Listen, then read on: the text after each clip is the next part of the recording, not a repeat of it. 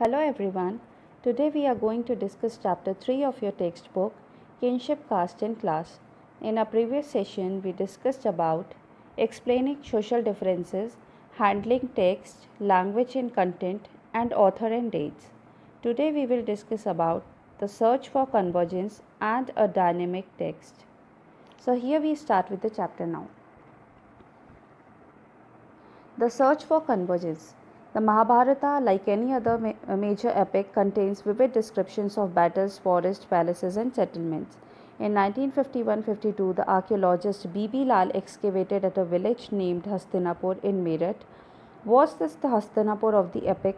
While the similarity in names could be coincidental, the location of the site in the upper Ganga Doab, where the Kuru kingdom was situated, suggests that it may have been the capital of the Kurus mentioned in the text. अब historians ने कुछ चीज़ें हैं जो कि similar कही थी, वो क्या थी? 1951 टू 1952 में आर्कियोलॉजिस्ट B.B. लाल ने एक विलेज एक्सकेवेट किया हस्तिनापुर मेरठ में. अब हस्तिनापुर का नाम कोइंसिडेंटल हो सकता है, हिस्ट्री में वो एक कैपिटल थी हस्तिनापुर कुरु की. नाम कोइंसिडेंटल हो सकता है, पर जो लोकेशन है उसकी अपर गंगा द्वाब जहाँ पर कुरु किंगडम थी, ये बताती है कि शायद ये वही किंगडम थी हस्तिनापुर की एंशंट हिस्ट्री में कुरु, जो कि महाभारत टेक्स्ट में डिस्क्राइब की गई है. Lal found evidence of 5 occupational levels, of which the second and third are of interest to us. This is what Lal noted about the houses in the second phase. Within the limited area excavated, no definite plans of houses were obtained, but walls of mud and mud bricks were duly encountered.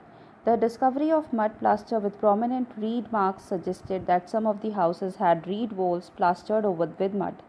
For the third phase, he noted, houses of this period were built of mud bricks as well as burnt bricks. Soakage jars and brick drains were used for drainage, draining out refuse water, while terracotta ring wells may have been used both as wells and drainage pits. 5 occupational levels उनको मिले हैं, second और third interest के हैं. Second में कोई definite plan नहीं है हाउसेस के जो मिले, वॉल भी मड और मड ब्रिक्स की है और प्रोमिनेंट रीड मार्क्स मिले हैं. और इसके अलावा थर्ड फेज़ में हाउसेस जो हैं वो मड ब्रिक और बर्न्ट ब्रिक के हैं. सोकिंग जार्स और ब्रिक ड्रेन्स हैं रिफ्यूज़ वाटर हटाने के लिए. टेराकोटा वेल्स भी मिले हैं जो कि वेल्स की तरह भी यूज़ होती थी और ड्रेनेज पिट्स की तरह भी. Consider another instance. One of the most challenging episodes in the Mahabharata is Draupadi's marriage with the Pandavas, an instance of polyandry that is central to the narrative. If we examine the section of the epic that describes this event, it is evident that the author attempted to explain it in a variety of ways. अब यहाँ पर एक और नया instance दे रखा है polyandry का. Polygamy होता है one man having various wifes और पॉलीएंड्री होता है one women having more than one husband. अब क्या था कि द्रौपदी की जो मैरिज थी वो हुई थी 5 पांडवों से.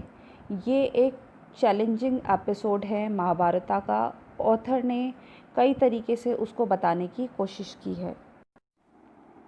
Present-day historians suggest that the fact that the author describes a polyandrous union indicates that polyandry may have been prevalent amongst ruling elites at some point of time.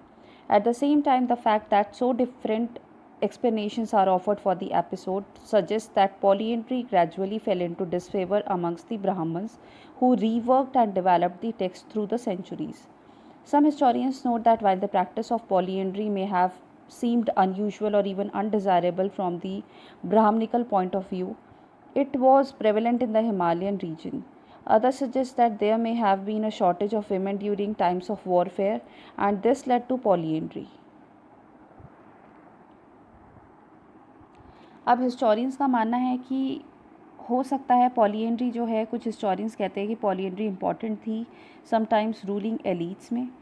कई सारे एक्सप्लेनेशन इस वजह से दिए गए हैं क्योंकि ब्राह्मण्स जो हैं वो इसको नहीं अच्छा मानते थे, डिसफेवर करते थे इसको. कुछ हिस्टोरियंस कहते हैं कि ये अभी भी प्रेवेलेंट है हिमालयन रीजन में, हालांकि ये अनयूजुअल और अनडिज़ायरेबल थी ब्राह्मणिकल पॉइंट ऑफ व्यू से. वो प्रेवेलेंट थी पहले भी और अब भी है, कुछ हिस्टोरियंस कहते हैं कि विमेन की शॉर्टेज हो गई थी, इस वजह से ऐसा हुआ कि पॉलीएंड्री होने लग गई थी।